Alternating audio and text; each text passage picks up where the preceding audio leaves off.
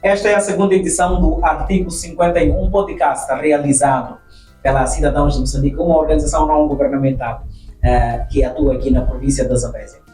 O podcast é transmitido na Rádio Joabo FM, mas também na televisão Zambésia 24 horas. É igualmente a parceira do jornal Chopela, uma publicação editada aqui na cidade. Este programa é gravado no estúdio 675 da Avenida Liberdade, bairro Popular, aqui na cidade. Estamos ainda na senda da discussão sobre a questão da travessia Climane e Inhações e das questões que apoquentam esta população. E para esta edição número 2, recebemos aqui Suriar Eduardo. Ele é residente em Inhações, é um profissional também que exerce as suas atividades naquela circunscrição geográfica. Nasceu em Goiânia, uma das poucas localidades que perfazem um universo de mais de 90 mil habitantes de Inhações. É com ele que vamos debater nos próximos minutos os problemas que Inhações e a sua gente enfrentam. É verdade que vive e trabalha em Inhações? Sim, trabalho em Inhações. E as questões, como é que tem sido a questão da travessia Climane em Inhações? A questão de travessia Climane em Inhações ou vice-versa tem sido um problema enorme, tendo em conta que a via ou a travessia acomoda todos que são profissionais, sobretudo que vivem em Climane e fazem isso diariamente para poder trabalhar lá e voltar. Qual é a profissão que exerce, para começo de conversa, e como é que esta questão de mobilidade afeta, por exemplo, o seu trabalho normal? Eu sou professor e indo concretamente à sua questão, digo que a questão da mobilidade acaba complicando de algum modo a travessia, tendo em conta que nós saímos de casa quando são 6 horas e 6 horas é impossível tu chegares lá e ter já a travessia direta para... Isso faz com que todo aquele profissional que exerce a sua atividade em ações chegue tarde sempre ao serviço. E quais são as estratégias que, por exemplo, tem encontrado como população, profissionais, para ultrapassar esta questão? Ou não há outras formas senão, se calhar, talvez nos explicar exatamente como é que é a sua rotina normal, que horas acorda, como é que é este processo de atravessar, quando, por exemplo, há maré e a qualidade das embarcações. Esse todo condimento gostamos de entender na sua própria pele. Como é que tem sido? Como disse na anterior vez, que é um bocado complicado. Nós saímos praticamente de casa quando são 5 horas e tens que suportar uma enorme fila de motas que nós fazemos lá através de transporte, que é a moto. Tens que cumprir a fila de motas até chegar à sua vez. E em média isso dura quanto tempo? Só a fila, por exemplo? Pelo menos 1 hora.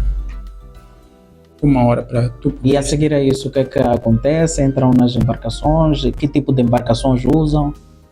As embarcações que usamos são aquelas de madeira, em que tem as suas limitações, por isso que nós temos que ficamos lá muito, mas muito tempo. Tem as suas limitações, porque cada embarcação tem pelo menos por carregar 7 a 8 motas. Então, para esperar todo esse tempo, acaba comprometendo aquilo que é a questão da hora de chegada ao serviço. Muito bem. E que expectativas tem? É bem verdade que existem promessas por parte do governo. Que expectativas tem que essas promessas sejam cumpridas? As expectativas são enormes. Tanto de nós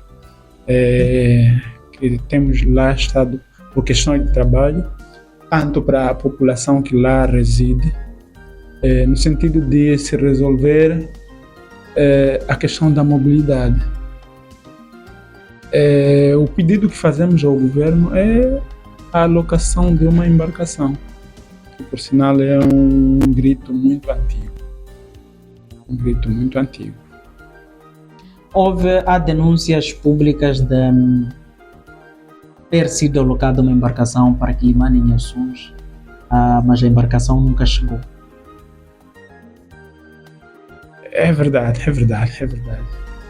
Podemos assistir isto ainda nas nossas autoridades de comunicação social, que houve alocação de uma embarcação que não correspondia com aquilo que são as necessidades da travessia Quilimane em Assunção, vice-versa.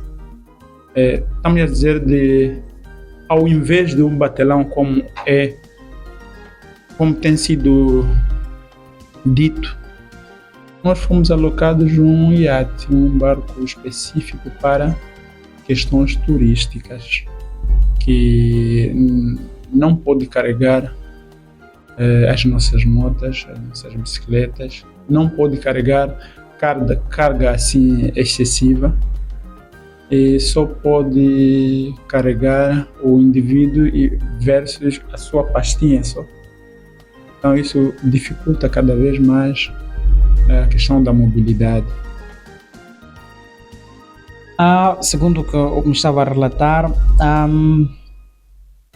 em Assunção, por ser um distrito paupérrimo, relegado ao esquecimento, muitos dos profissionais não residem em Assunção, quer sejam professores, mas também quer sejam enfermeiros ou outro tipo de profissionais mesmo da área da justiça e da polícia. Todos, ou a maioridade, vive em Quilimane e trabalha em Assunção. Este problema da embarcação, segundo também faz menção, afeta os préstimos desses profissionais a tempo e horas para aquela comunidade. É isto. Sim, logo no início eu disse que a maior parte dos profissionais do outro lado residem em Quilimane e esta falta de transporte afeta, sobretudo, de alguma forma, a prestação de serviços desses profissionais. Influencia e negativamente. Gostava só que fizesse uma radiografia da sua visão do que é que tem sido a comparação que faz em Assunção com relação a outras circunscrições geográficas, aos outros distritos. Em Assunção está bem, o que é que dá para melhorar, para além da questão da travessia, o que é que como natural, mas também enquanto profissional, que depende deste exercício todo que estamos aqui em debate. Qual é a visão que tem? Quais são as propostas que talvez daria? O que é que acha que se pode fazer? Quando comparado este distrito a outras circunscrições, como acabou de dizer, é uma diferença enorme. Uma grande diferença mesmo. Tendo em conta que em Assunção não é tão longe, mesmo ali depois da travessia. É um distrito que, por sinal, não tenho bem certeza, é dos mais pequenos que a província tem. Mas o desenvolvimento está longe daquém das expectativas. Isso faz sentido? Por que é que isto acontece? Isso acontece porque, se calhar, as autoridades governamentais não velam por questão do desenvolvimento. Primeiro, a estrada que temos é quase a pior do país. É impossível sair, percorrer 30 km em Assunção em tempo recorde de pelo menos 1 hora. Agora, qual é o tempo médio, por exemplo, sair aqui da travessia até Mucupí, aqui é a Vila Sede? tu tens que reservar pelo menos 2 horas de tempo. Isso de carro ou de moto? Isso de moto. Porque a burocracia começa justamente na travessia, onde as embarcações são de péssima qualidade, aquilo nem para transportar carga funcionaria. Entendemos? Transporta pessoas e bens. Depois, quando chega lá do outro lado, a estrada é péssima, muito esburacada. E agora, pior, com essas chuvas, acabou separando a estrada por 2 partes logo na primeira ponte. As águas daquelas machambas todas desviaram o leito normal e criaram mais uma outra brecha, uma abertura. Isso faz com que aqueles nossos irmãos aproveitem fazer o negócio, porque para carregar uma moto para outro lado são 50 meticais.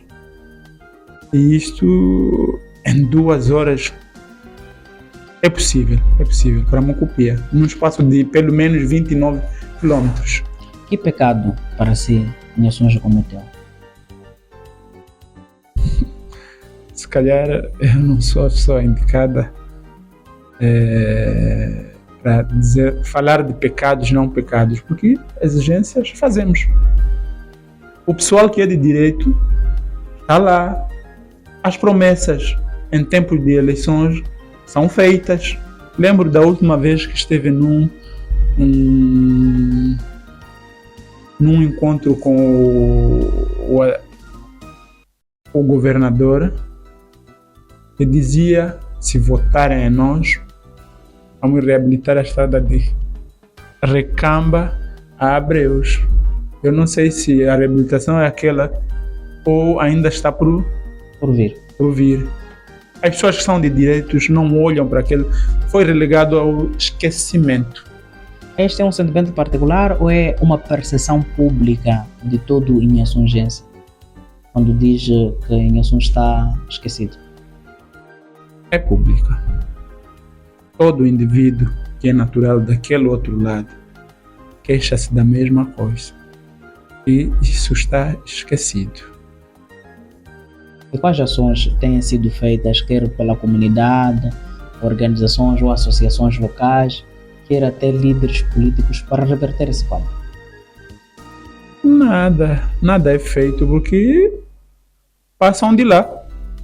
Os tais líderes políticos passam de lá, nessa péssima estrada que me refiro, passam de lá, eles também fazem o tal vai e vem. Eles é que fazem as promessas, eles é que fazem vai e vem. Então, por que não cria-se condições para eles próprios poderem viver lá do outro lado e deixarmos de reclamar? Nada tem sido feito. Muito obrigado por este espaço de conversa. Nós conversamos com o Soria Eduardo. Ele é docente, mas também é natural de Gunhane. Gunhane perfaz Inhaçuns, como dissemos anteriormente, mais de 91 mil habitantes nesta ilha, que é limítrofe da cidade de Quelimane, capital política e administrativa da província da Zambésia. Este foi o artigo 51. Uma vez mais, obrigado por ter nos acompanhado.